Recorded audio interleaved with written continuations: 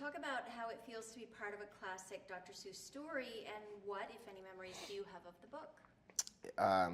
It is an absolute pleasure to go down with Dr. Seuss in history, for sure. Especially coming up with, bringing to life a new character for the Dr. Seuss saga. So that's another pleasure as well. And what was the second part of the question? What memories do you have What of memories the do book? I have?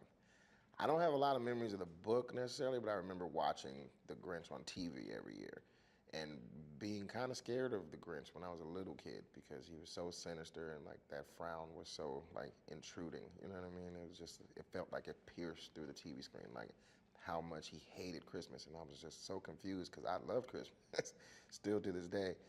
But then like once I got to the end of the movie, I was like, oh, he gets his redemption or whatever, so that's sweet. Nice. Your character, that is amazing, isn't it? Yeah. It sounds like water. Yeah. Your character, Bricklebaum, is on the opposite end of the spectrum of Christmas excitement. For sure. From the Grinch. Can you talk about your character and his relationship to the Grinch? Well, my character would love to be the Grinch's best friend. You know what I mean? He's a super duper happy, jolly, happy-go-lucky type of dude, and he's all about Christmas. He might be the most Christmas spirity Who that there's ever been, and so that's another thing. When you think of the Who's, you think of like how much they love Christmas. So to bring another character into that, it's just such a pleasure to like have the opportunity to make a splash like that on top of what we already know to be like the most heightened version of Christmas celebration. You know what I mean? So I'm looking forward to seeing if I did a good job or not. Awesome. What can audiences expect?